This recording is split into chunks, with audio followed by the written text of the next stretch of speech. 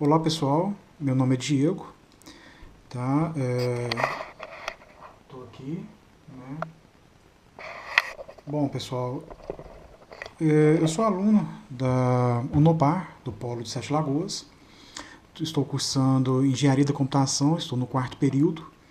E esse trabalho que eu vou apresentar para vocês é um trabalho em grupo, tá? Uma atividade interdisciplinar, onde nós temos, né, o grupo tem que construir uma bobina de Tesla, construir uma gaiola de Faraday, tá? E explicar o seu funcionamento, a sua construção, os materiais utilizados, né? A gente vai fazer um roteiro de como fazer essas construções.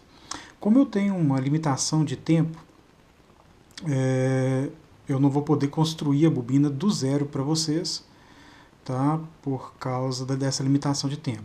Tá? Eu tenho que fazer a construção, a explicação e tudo. Então eu vou estar explicando para vocês como fazer e quais os componentes utilizarem, certo? Bom, para começarmos, a gente vai precisar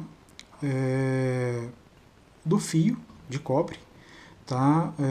Esse fio pode ser de 25 a 30 WG, tá? Essa é a espessura do cabo.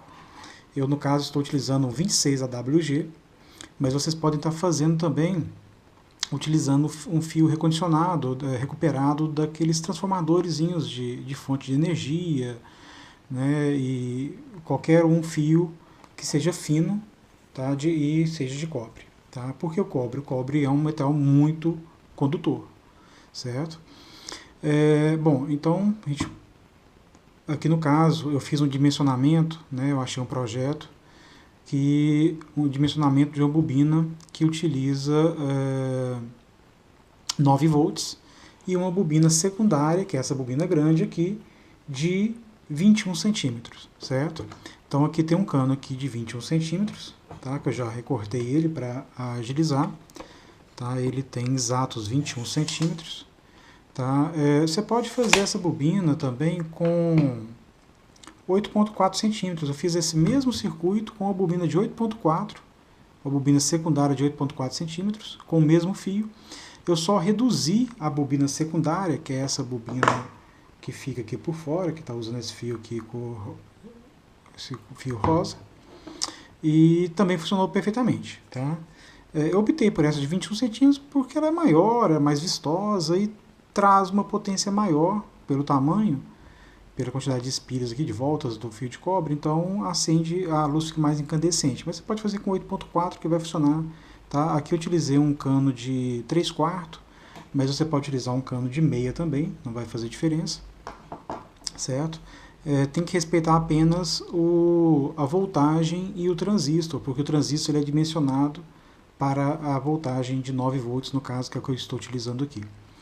Bom, então a gente vai precisar de um cano de 8,4 ou 16,8 até 21 centímetros. Tá? Nesse cano, para facilitar, como nós vamos enrolar o fio para ele não ficar soltando, em cada extremidade eu faço um corte. Tá? Um corte num sentido, numa extremidade. Tá? Deixa eu ver se eu consigo mostrar para vocês aqui. Tá? Esse corte aqui. E no outro lado, um corte para o lado inverso, tá? Porque a bobina começa de um lado e termina de outro. Bom, feito esses dois cortes, tá? A gente vai pegar o fio e vamos começar a enrolar ele na bobina. Tá? Eu vou tirar todos os amassados do fio, certo? Bom, eu vou deixar aqui mais ou menos uns 15 centímetros, 10 centímetros aqui sobrando, tá? Para poder fazer o trabalho de deixar uma ponta por cima ou até mesmo a parte da solda. Então aqui uns 10 a 15 centímetros sobrando. E vou começar aqui a enrolar ele bem justo, tá? Iniciando bem na extremidade dele. Para facilitar, vamos colocar esse fio aqui para dentro aqui, que ele fica mais travado. Então vou colocar ele bem justo. Tá? As espiras, as voltas precisam ser bem próximas, não pode ter folga e não pode ter uma volta sobre a outra, certo? Então o início aqui é um pouco mais difícil, mas depois que começa é mais fácil. E de vez em quando você vem juntando as voltas, tá? Você faz algumas voltas, para ficar mais rápido, a gente faz algumas voltas, elas espaçam, depois você vem juntando elas, tá? Deixando elas bem próximas e continua enrolando, certo? Como eu falei para vocês, como eu tenho limitação de tempo, eu vou começar a fazer aqui para vocês, tá? Para vocês terem uma noção de como que é. E do mesmo jeito que vocês começam, vocês vão terminar também, deixando uma sobra na outra extremidade de uns 10 centímetros também. Certo? Então fica bem justinho. De tempo em tempo, se você não quiser perder o serviço, que eu já perdi várias vezes, você pode utilizar uma fita ou uma cola, né? Uma cola Super Bonder, uma cola instantânea. Vocês passam aqui em cima das espiras aqui para poder estar segurando ela para não desmanchar. Mas pode estar utilizando uma fita de empacotar, uma fita crepe. Eu até perdi minha fita crepe aqui. Mas vocês podem utilizar também fita isolante, qualquer tipo de fita, somente para poder prender a bobina de forma que ela não solte enquanto você está enrolando o restante dela. Eu vou pegar aqui uma fita isolante, tá? E vou estar prendendo ela aqui para ela não estar soltando.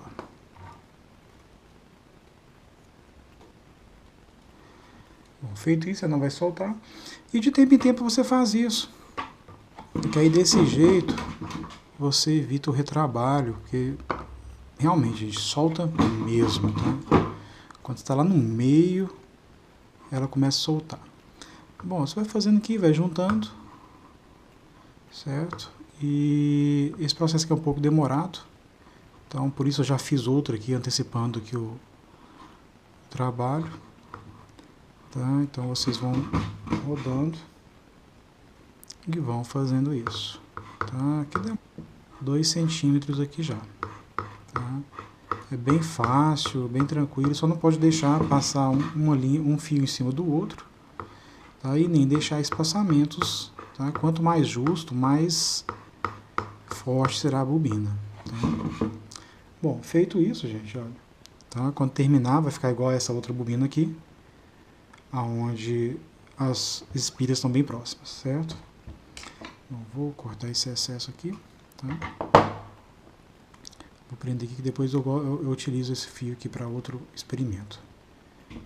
Esse material, esse fio de cobre, todos os outros componentes foram retirados de algum equipamento antigo, algum equipamento queimado ou de algum experimento anterior meu, tá? Igual esse regulador de tensão que eu utilizo aqui, que transforma a voltagem aqui de entrada de 3 volts até 25 volts,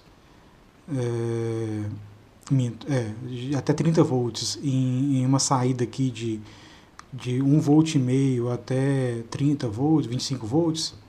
Então isso aqui eu tirei no experimento anterior meu que eu utilizava no Arduino. Tá? Mas você pode utilizar uma fonte de 9 volts direto, sem precisar usar esse regulador de tensão. Tá? Se não tiver, não tem problema. Você pode alimentar com 9 volts. Não aconselho alimentar com 12, para não aquecer o transistor, tá? E queimar ele. Porque esse transistor aqui nós dimensionamos ele para 9 volts, certo? Mas existe bobinas que você faz com 25 volts ou mais, certo? Mas esse vai fazer com uma bobina maior, né, um transistor diferente, um outro tipo de transistor. Então, para esse aqui que eu vou indicar para vocês, é 9 volts. Como eu não tinha uma fonte 9 volts disponível, eu peguei uma fonte que eu uso para recarregar um drone, as baterias de um drone, e usei o regulador de tensão. Esse botão liga e desliga não é necessário, tá? Eu coloquei só para facilitar mesmo, e eu retirei ele de uma impressora velha, certo? Esses fios aqui que eu utilizei, esses fios flexíveis, foram de uma fonte de computador. Tá? O fio rígido que eu utilizei, um fio de 4 milímetros, rígido, que eu achei que ficaria um acabamento melhor, mas pode ser feito com um fio flexível. Tá?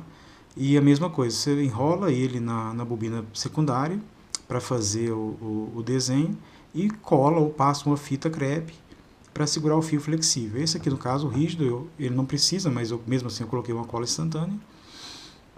Tá? Então vamos lá. Então eu utilizei aqui então, uma fonte de 9 volts, no caso é 12, mas eu uso o regulador de tensão, um botão recondicionado, o regulador de tensão, que eu recondicionei de outro projeto, fios recondicionados, o transistor, eu retirei ele de uma fonte de computador queimada. Tá? Quem tiver fonte de computador, tiver qualquer componente eletrônico aí antigo, abre, que sempre acha muitas peças interessantes. Transistor, resistor, capacitor, você acha muita coisa legal.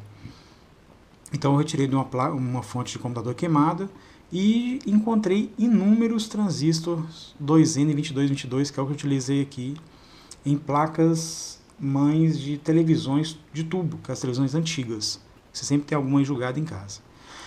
Bom, então, botão, regulador de tensão, fios flexíveis, tá? Aqui você vai gastar aqui umas 2 cores, pelo menos, para poder ser o negativo e o positivo, certo? Você vai gastar aqui algo em torno de 30 centímetros de fio flexível, 20 de uma cor e 10 de outra, você resolve aqui o problema. Tá? Um transistor 2N2222, tá? Esse transistor é NPN, a polaridade dele é NPN, mais ou menos 80 centímetros de fio flexível de 4 milímetros, ou flexível não, rígido de 4 milímetros, ou flexível, tá? Que pode ser de 2 milímetros, 1,5 milímetros, não vai fazer muita diferença. Eu utilizei isso porque eu tinha, isso aqui é de uma instalação antiga aqui da minha casa, a gente reformou e trocou a fiação, então eu tinha esse fio sobrando e utilizei ele. O cano de PVC também eu utilizei, tá? Que eu utilizei um cano de 3/4, mas pode ser de meia polegada. Usei uma união, tá? Que sobrou também da reforma. Aqui um compensado, aglomerado, ou uma tábua de madeira. Olha, eu fiz também em cima de um CD, de uma capa de CD. Qualquer material que não seja condutor, você pode utilizar como base, tá? Inicialmente eu fiz uma tábua velha e depois depois que tudo funcionou, eu passei para esse aglomerado que eu tenho aqui para ficar mais bonitinho. Mas pode ser feito em qualquer um, tá? Bom, gente, então vamos lá. Então, alimentação, tá? Pode alimentar diretamente o transistor, não tem problema. O transistor ele possui 3 pernas. Um é a base, o outro é o coletor e o outro é o emissor, tá? Esse daqui, ele é coletor na esquerda, base no centro, emissor na direita, certo? Bom, então vamos lá. Na esquerda, que é o coletor, eu soldei, tá? O fio que vem do negativo da fonte, certo? Deixa eu soltar aqui, deixa eu ver se está desligada. Deixa eu ver se eu consigo mostrar para vocês aqui. Então esse fio preto aqui é o negativo da fonte, eu liguei ele no coletor do transistor. Gente, se vocês podem tentar com outros transistores, mas pesquise no Google ou em algum software referente a transistor, resistor, o pinout, os pinos de saída do componente, tá? Para não ligar errado. Eu gastei vários dias para conseguir fazer essa bobina funcionar, porque eu fiquei temando em não seguir as recomendações, sempre testando com transistores que eu ia encontrando aqui nas minhas placas, e não é simples assim, tá? Isso aqui é um pouquinho chato. Então, do lado esquerdo, que é o coletor, eu ligo o negativo da fonte, certo? No meio, que é a base, eu ligo o cabo que vem da bobina, da parte de baixo da bobina secundária, que é a bobina grande de cobre.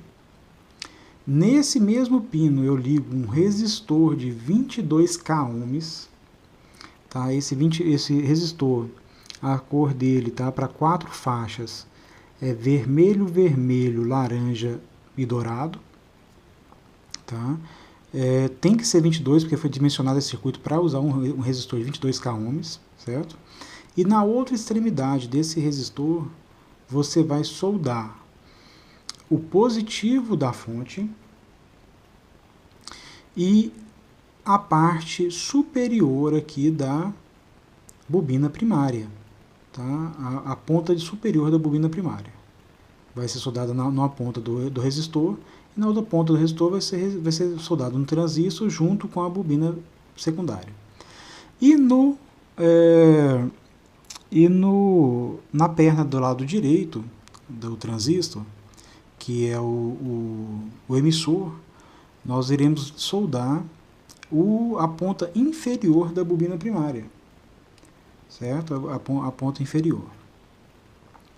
Eu coloquei essa união aqui de PVC simplesmente para segurar a lâmpada, simplesmente para ficar aqui legal, ficou legal, não precisa ficar segurando a lâmpada, certo?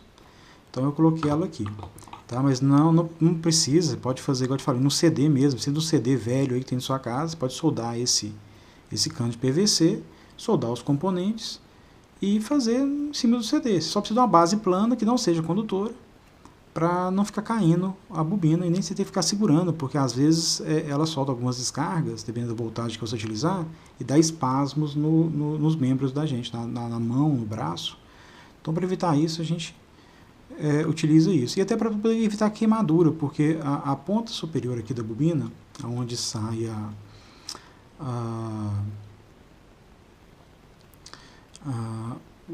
a energia, né, sai o calor, ele esquenta muito e a gente pode queimar a mão. Então, para evitar esse tipo de acidente, a gente coloca numa base plana, certo? Bom, gente, aqui eu tenho aqui a minha gaiola de Faraday, certo? Essa gaiola de Faraday, eu utilizei um filtro de ar de caminhão, tá? Velho, usado, que eu fui em um posto de combustível ou numa empresa de troca de óleo e você pode pedir olha, tem um filtro aí de caminhão, um filtro daqueles tubulares sobrando aí. Então esse daqui é a parte interna desse filtro. Tá? Ele vem às vezes com papel ou tecido por fora e ele tem uma estrutura para ele não deformar na hora que o veículo suga o ar. Então, para não deformar, ele tem essa parte de metal, normalmente são duas partes, a parte interna e a parte externa. A parte externa é mais larga, como não precisava, descartei ela e peguei somente a parte interna. Certo? Então, essa parte interna, eu vim com um alicate de corte e cortei as duas extremidades dele. Tá? Então, as duas extremidades, olha, ele está vazado, certo? As duas extremidades, tem um acabamentozinho nas pontas aqui para não me machucar. Então essa aqui é uma bobina. Para ficar legal, eu peguei uma tampa de leite em pó e coube certinho aqui, para dar um acabamentozinho. Tá? Então aqui eu tenho um acabamento de metal e tudo, certo? E uma das partes que sobrou dessa gaiola aqui, dessa membrana aqui do filtro, eu fiz uma outra tampa para outra parte, para outra extremidade. Tá? Então eu tenho uma extremidade aqui com a gaiola e em cima uma tampa, ou embaixo uma tampa, que fica mais fácil de eu colocar alguma coisa lá dentro. Certo? Eu achei muito interessante, até que no experimento pede para fazer um teste com um pêndulo eletrostático. Mas o pêndulo, sinceramente, eu não achei legal o teste com ele. É muito simples, é simplesmente mostrar que a gaiola não deixa a energia eletrostática repelir o pêndulo, né, quando ele não está carregado,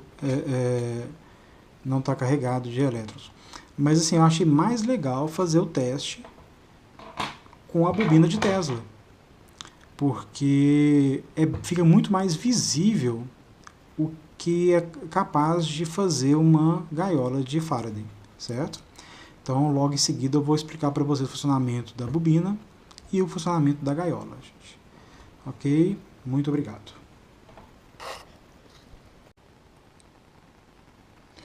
Bom, pessoal, com a bobina pronta, né? Nós já podemos fazer o teste para ver como ela funciona. Então, aqui eu instalei o botão para fazer a ligação do circuito. Aqui nós temos a fonte de 12 volts.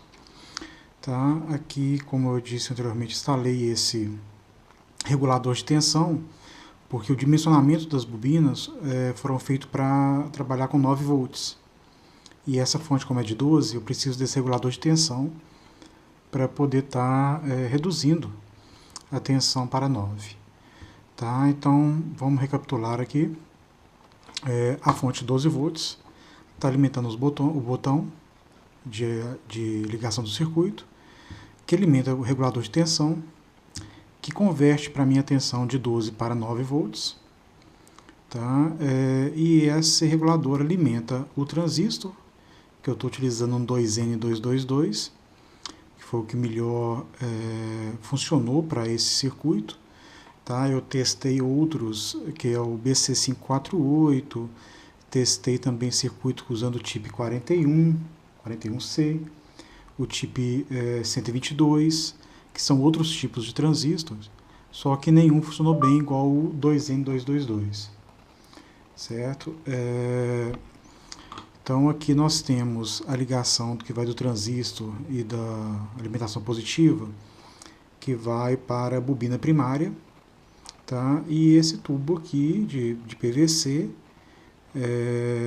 utilizamos um tubo de PVC 3/4, como dito anteriormente na lista de materiais, e ele está com mais ou menos umas 150 voltas aqui, umas 150 espiras, tá? Aqui eu coloquei uma união de cano de PVC, simplesmente para poder apoiar a lâmpada, mas, né, como pode ser visto aqui, não tem nada dentro, tá? Não tem nada aqui dentro para fazer ligação, simplesmente para apoiar, tá? Então, como que essa bobina funciona? Funciona muito parecido com o eletroímã, tá? Ela funciona por campo eletrostático, né? Por um campo elétrico, é gerado através das bobinas, tá?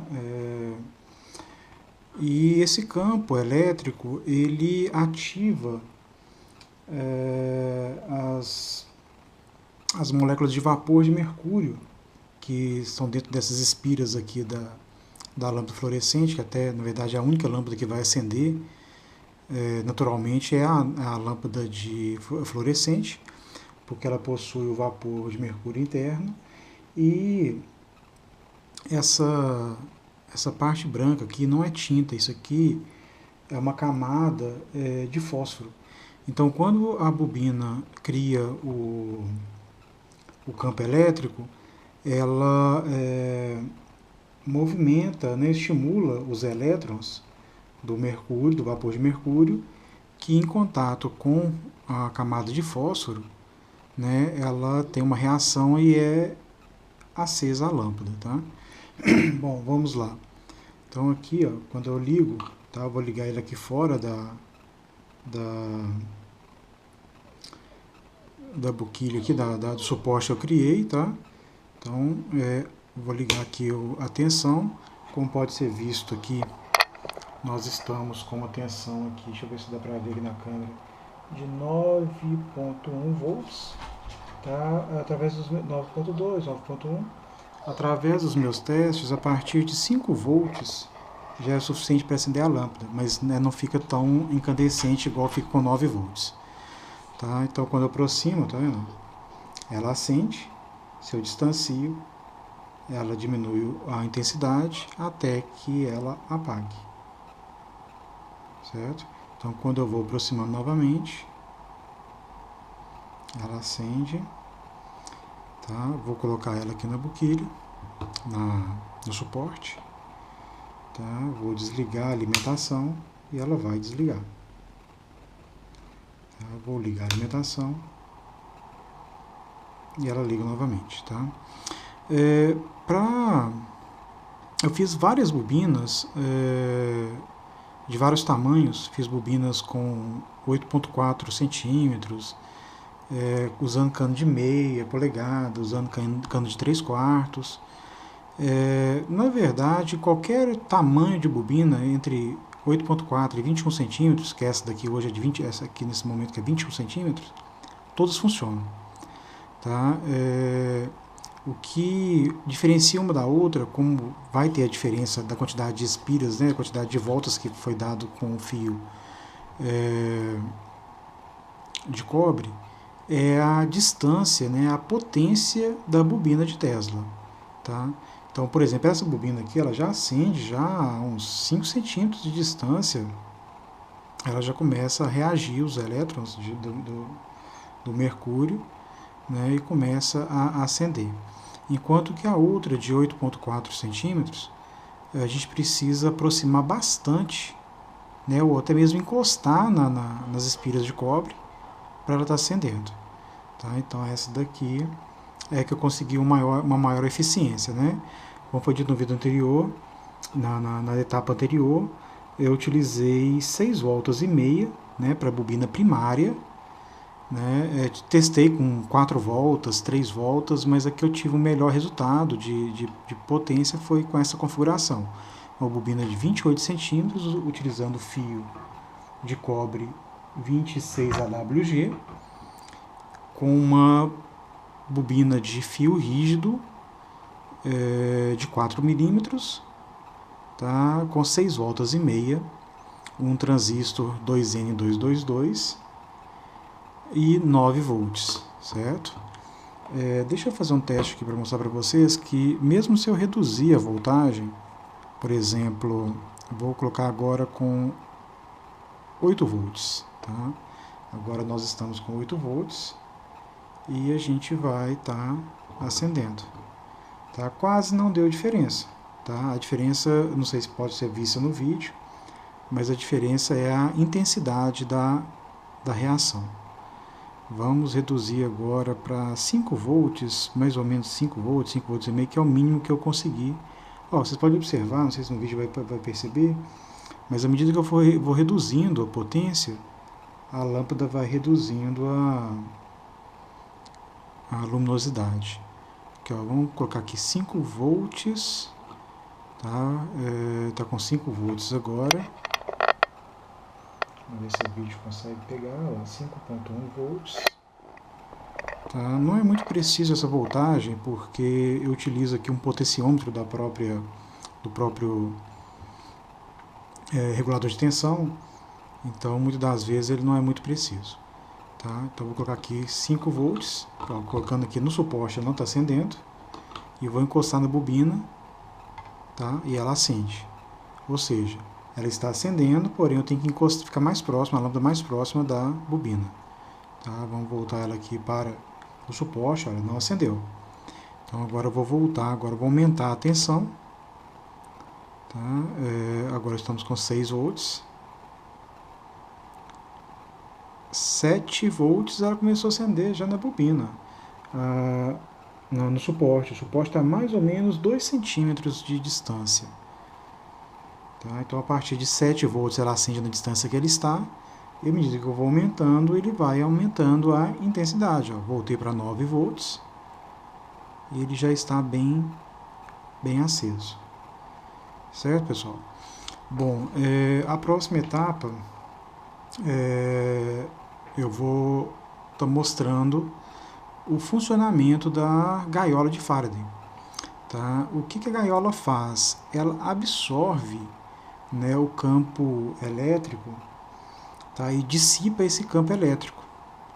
Tá? E com isso ela corta o efeito da bobina de Tesla. Certo? Olha, eu vou deixar aqui então a lâmpada ligada, tá? Ela está ligada simplesmente pela bobina, tá? Ela não tem nenhuma ligação. E vou estar adicionando aqui a gaiola de Faraday, certo?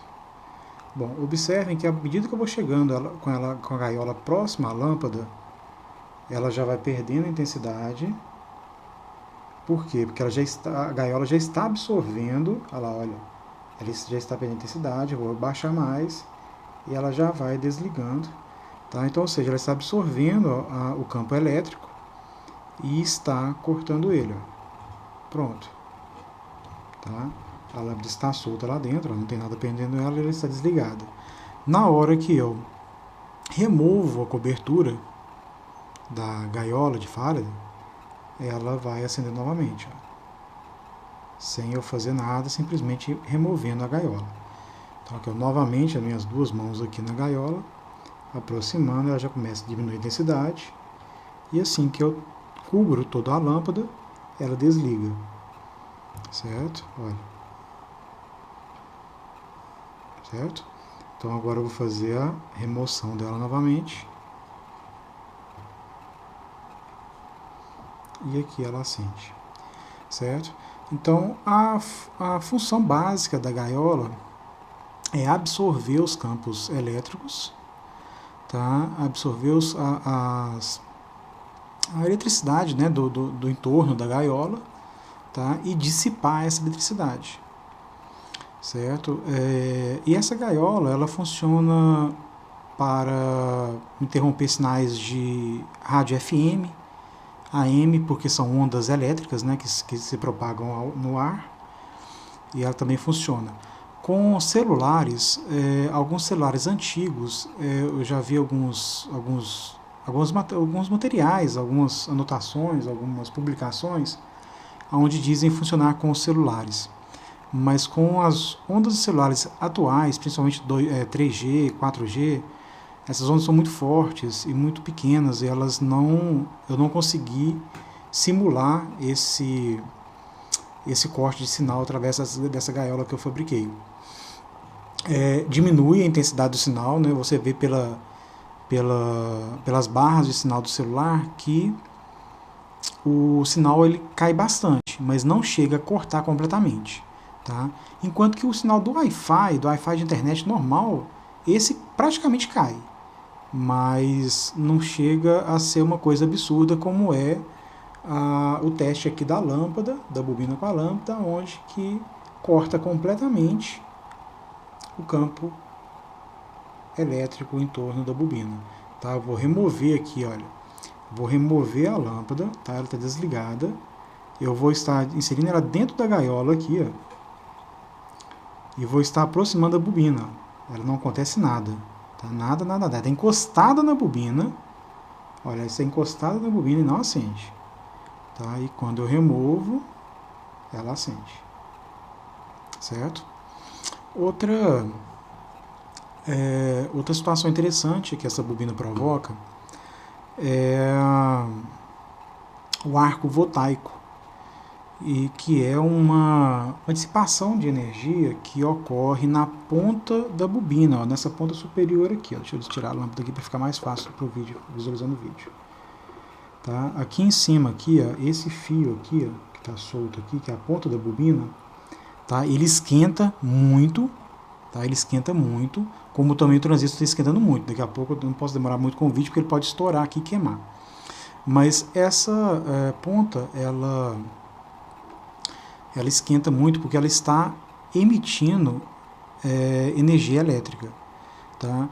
Como eu estou usando só 9 volts, o transistor pequeno, não é visto a olho nu.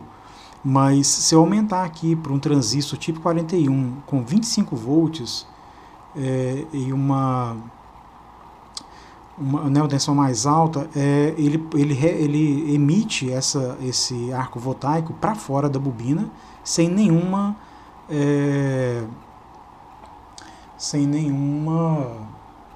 dificuldade, tá? Aqui está muito pequeno, então não é visto a olho nu. Eu vou desligar a luz aqui, a iluminação, e vou mostrar para vocês, ver se dá para captar pela câmera, o arco saindo, tá? Ele sai mais ou menos uns 2 milímetros aqui da ponta da bobina. A câmera não está dando para pegar.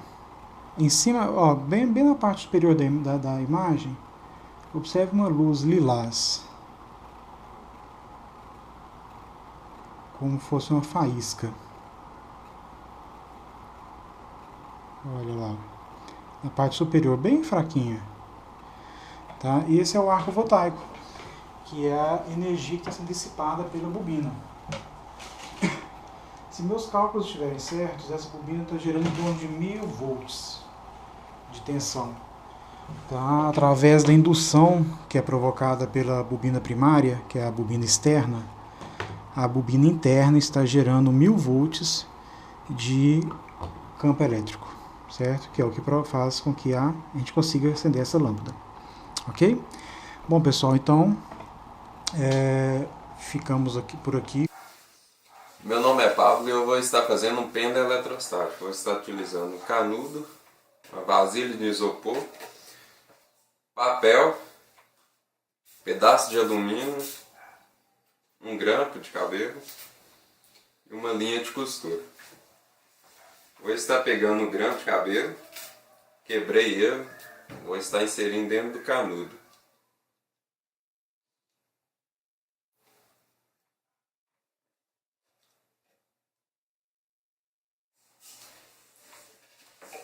E o canudo vou estar inserindo na vasilha de isopor. Agora vou estar usando a linha e vou estar amarrando na extremidade do canudo.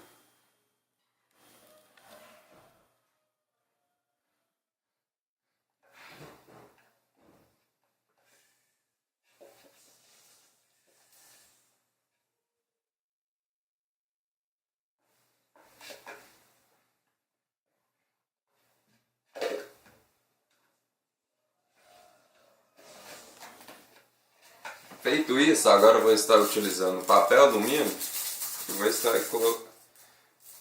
amarrando na linha, na ponta da linha.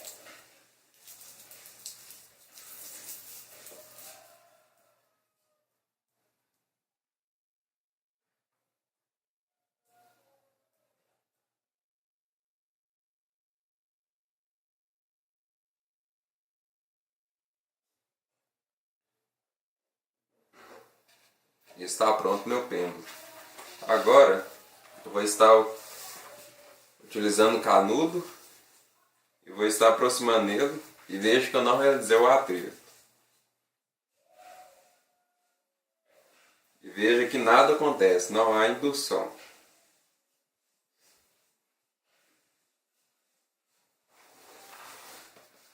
Agora eu vou estar realizando o atrito do canudo com o papel. Assim o canudo irá estar perdendo elétrons e ficar eletrificadamente positivo.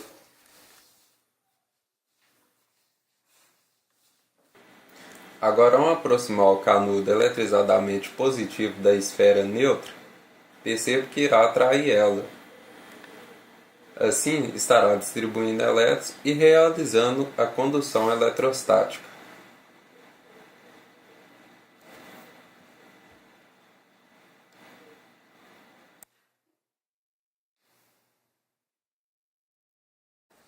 Existem três formas de eletrizar um corpo: por contato, por atrito e por indução.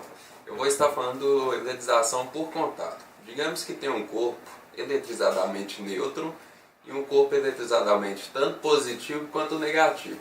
Digamos que os dois entram em contato. Aí, nesse contato, haverá uma passagem de elétrons. Então, o corpo neutro passará a ter a mesma carga do que o corpo em contato. Olá, meu nome é Renato, sou estudante de Engenharia da Computação na Unopar. Vou apresentar para vocês dois vídeos rápidos sobre o manuseio correto da placa de computador, os devidos cuidados.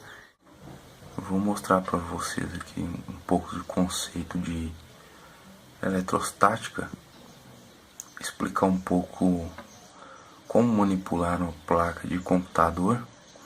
Aqui que no caso eu estou mostrando no meu computador pessoal mesmo, que ainda está conectado no gabinete. Como vocês podem ver, a placa é feita por vários transistores, capacitores, e deve ser manuseada cuidadosamente, não tocando nenhum componente desse, pois pode queimá-los devido à eletrostática causada por seu corpo. Aqui nos componentes para ficar mais fácil de entender. Ó, são feitos por microcomponentes muito sensíveis, que geralmente funcionam a partir de 1,5 volts. E a carga eletrostática que o corpo da gente produz já é capaz de queimá-los. Aqui o pente de memória, que é muito sensível também, e que geralmente para manipular essa placa, todos os componentes sensíveis no computador, geralmente a gente tem que usar uma manta eletrostática em cima da mesa, pulseira antistática para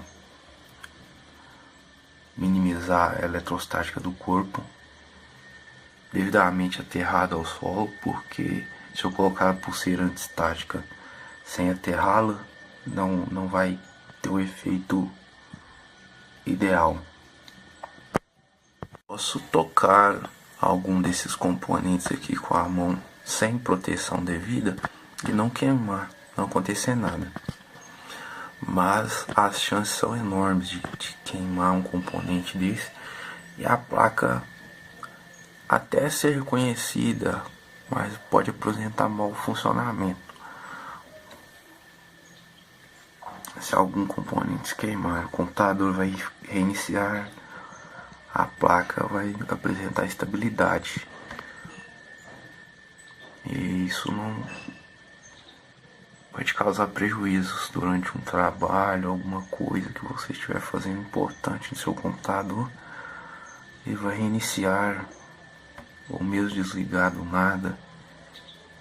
Então, se você não é capacitado para manipular esses componentes, ou não tem equipamento adequado para seguir as normas, para evitar a queima devido à eletrostática, o melhor é levar para um profissional, um técnico qualificado, onde vai tomar os devidos cuidados para manipular, fazer a limpeza, até mesmo reparo.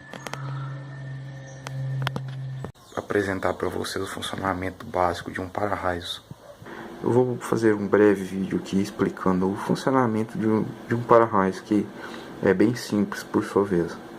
Então, o raio é causado por uma diferença de potencial elétrico entre as nuvens ou entre as nuvens e o solo. Isso acontece porque o ar é ionizado, os átomos do ar perdem elétrico e acontece uma descarga elétrica. O para-raio é esta haste metálica esboçada aqui, onde vocês podem ver que geralmente tem 3 pontinhas. Essa haste é conectada a um cabo condutor, onde tem espaçadores isolantes conectados ao edifício, à torre ou onde o para-raio foi instalado. Este fio condutor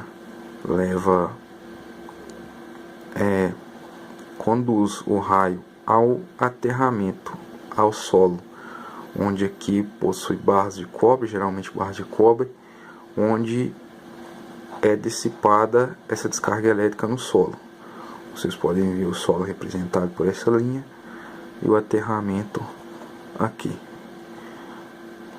Então é bem simples o funcionamento do para-raios, apesar de ser muito funcional, não tem 100% de eficácia, porque há descargas elétricas muito, assim, como eu posso falar, muito grandes, de grandes proporções, onde esse para-raio, um para-raio somente, não vai conseguir absorver toda essa descarga elétrica, onde pode ocorrer queima de eletrônicos, equipamentos em geral. É isso. Eu espero que tenha sido bem explicado o funcionamento de um para-raio, e até mais. Oi, meu nome é Wellington, vou falar sobre eletrização por indução. A eletrização por indução consiste em atribuir cargas elétricas a um objeto, utilizando outro corpo carregado, sem que haja contato entre eles. Esse processo de atração baseia-se no conceito da atração e repulsão de cargas e elétricas. Eletrização por atrito. Os processos de eletrização ocorrem na natureza constantemente, e muitas vezes tais fenômenos passam despercebidos por nós. O fenômeno da eletrização consiste em transferência de cargas elétricas entre um corpo. Essa transferência pode ocorrer por 3 processos conhecidos: por contato, por indução e por atrito. Para nós entendermos mais, basta a gente pegar uma caneta. Ao esfregar essa caneta várias vezes, esse papel, automaticamente essa caneta vai ficar energizada.